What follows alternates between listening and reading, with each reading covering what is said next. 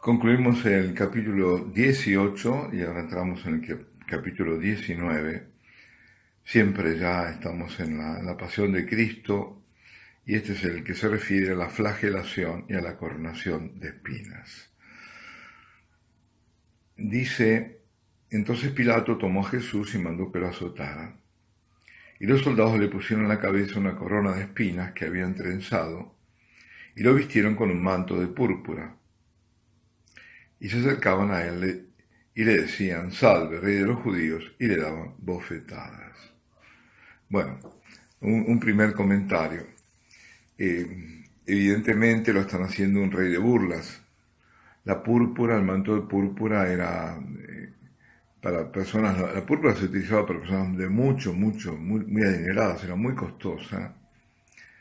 Y sobre todo era imperial, no era para real, es decir, uno a veces pregunta, bueno, ¿sería de púrpura? ¿Parecería púrpura? Bueno, podría haber sido de púrpura, ¿no?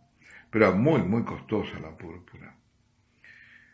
La púrpura, la más conocida era la púrpura de Tiro, que en griego se llama porfiria, por eso hay una piedra también semipreciosa que se llama así por el color, ¿no? Porfiria.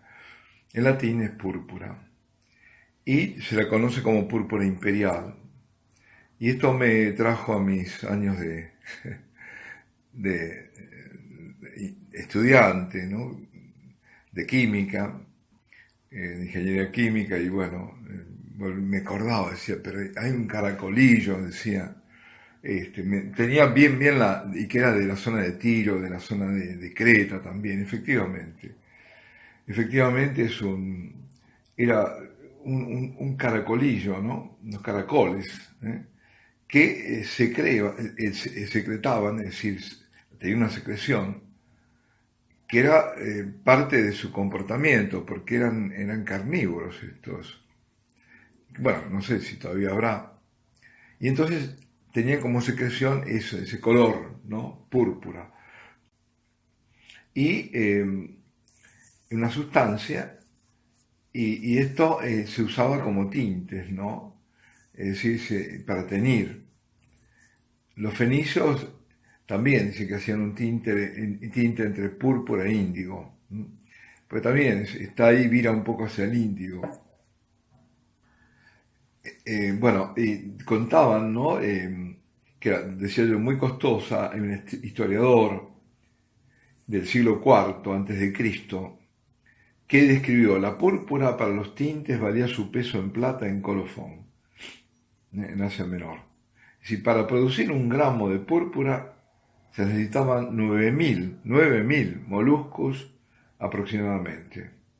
Es decir, eran artículos de mucho, pero muchísimo lujo, muchísimo. Bueno, otro dato que también vino a mi memoria es aquella Lidia de Tiatira, que está relatada en los Hechos de los Apóstoles, que era comerciante justamente de púrpura, es decir, de telas, creo que más bien eran de telas con púrpura. Que ya digo, esto pasaba desde el morado, los colores variaban, al púrpura, el más oscuro. Dicen que además con el sol mejoraba el color.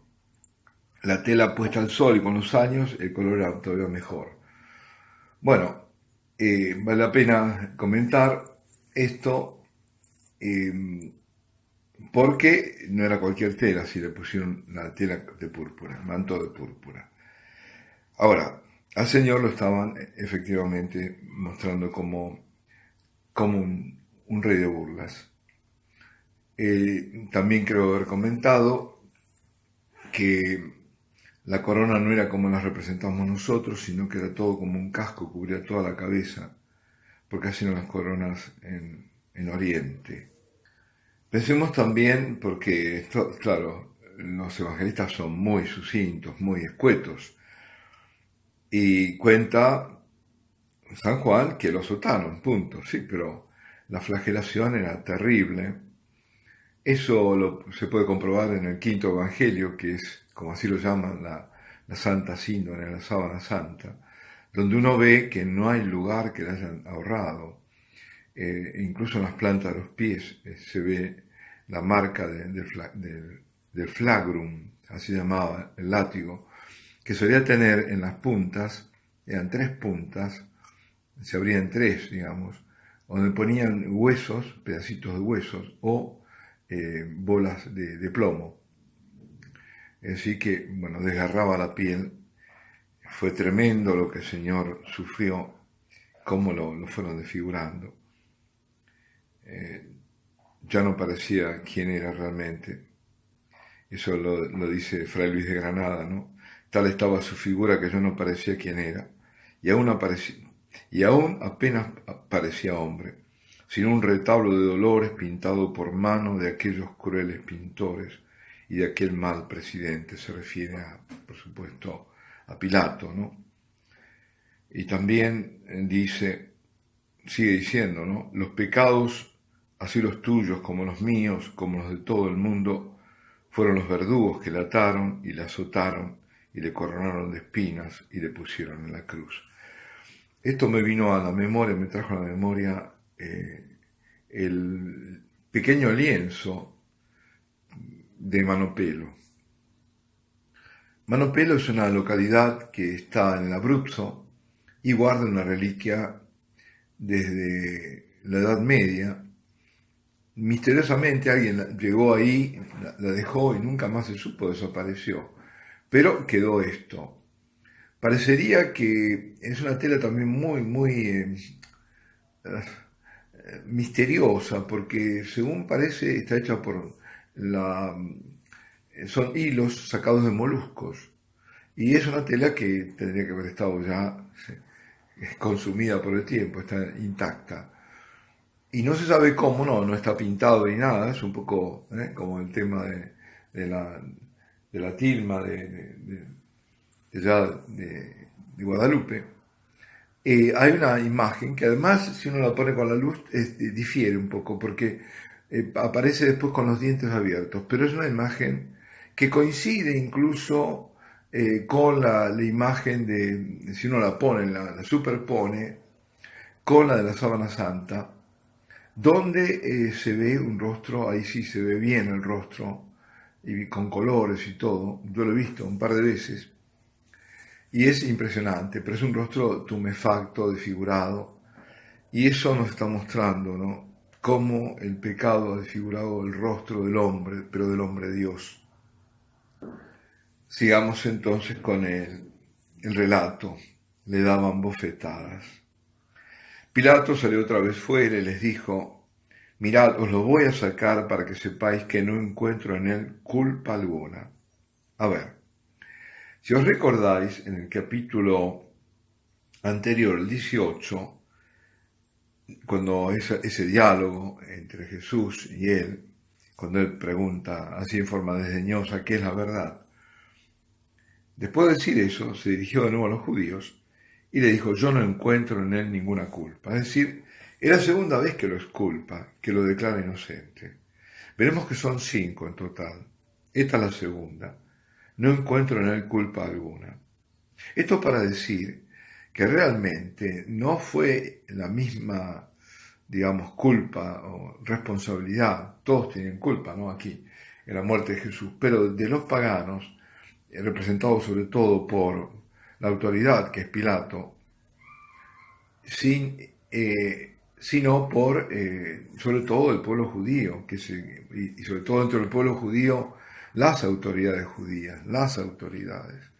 Misteriosamente Dios siempre vincula, es decir, el Señor nos muestra que Él respeta las jerarquías, porque las jerarquías vienen de Él, de la autoridad que Él confiere. Por ejemplo, los padres tienen autoridad sobre los hijos porque Dios les dio esa autoridad. Los gobernantes tienen autoridad sobre las naciones porque Dios les dio esa autoridad. Aunque a veces, y muchas veces, no hacen lo que Dios querría, ¿no? Entonces, pero es un mal ejercicio de la autoridad, pero la autoridad les viene dada por Dios.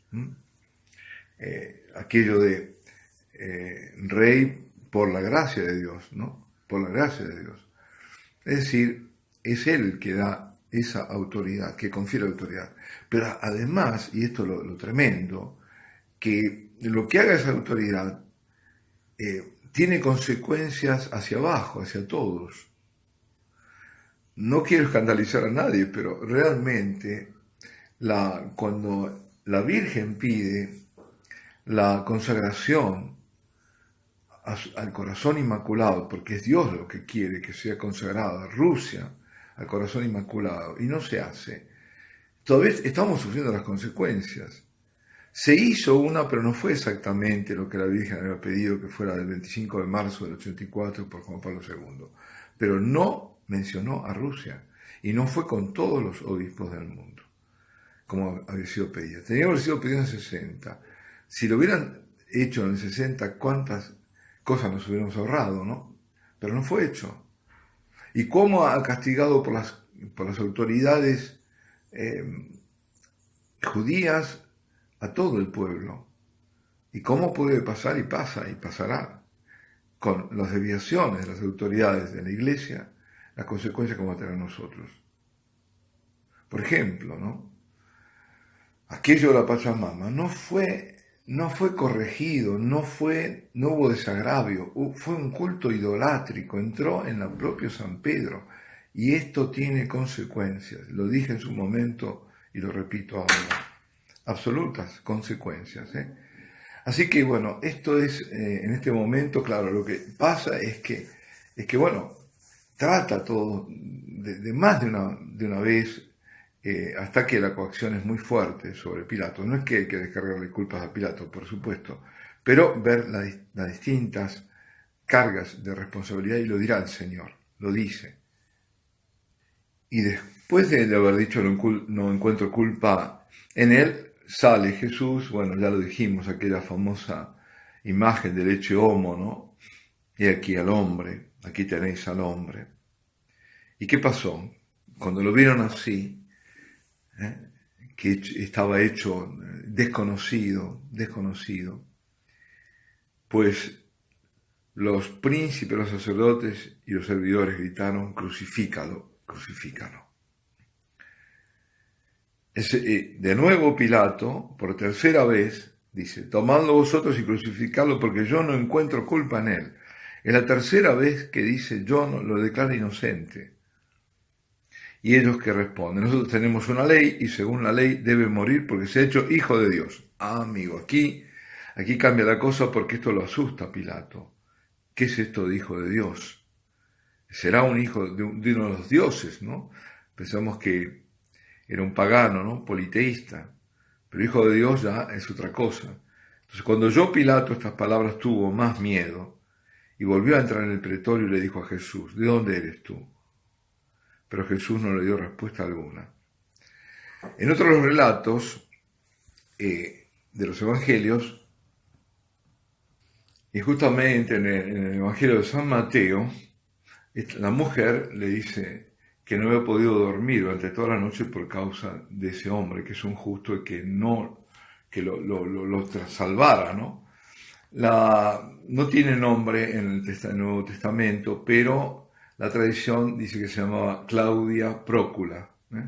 Incluso creo que está canonizada, Santa Claudia Prócula. El sueño que tuvo ella. Bueno, entonces, esta es la tercera vez.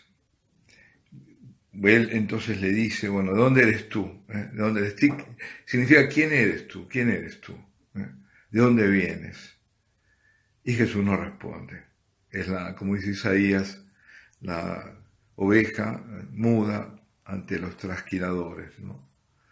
Ante que los trasquilan. A mí no me hablas, no sabes que tengo potestad para soltarte y potestad para crucificarte. Y aquí, atención, aquí es lo que venía diciendo: no tendrías potestad alguna sobre mí si no se te hubiera dado de lo alto, la autoridad que viene de lo alto. Por eso el que me ha entregado a ti tiene mayor pecado. ¿Quién es el que le ha entregado? Bueno, Judas, pero también los judíos sobre todo. Es decir, es mayor el pecado de los judíos que insisten en crucifícalo, que viene de las autoridades, porque para el pobre pueblo no todo era así, y muchos estaban con él, pero tenían miedo. El miedo nos hace enmudecer, eso es tremendo. Entonces, ahí vemos que la cuarta vez, porque dice, desde entonces Pilato buscaba cómo soltarlo, pero los judíos gritaban diciendo, si sueltas a ese no eres amigo del César, todo el que se hace rey va contra el César. Aquí nos detenemos. Alabado sea Jesucristo.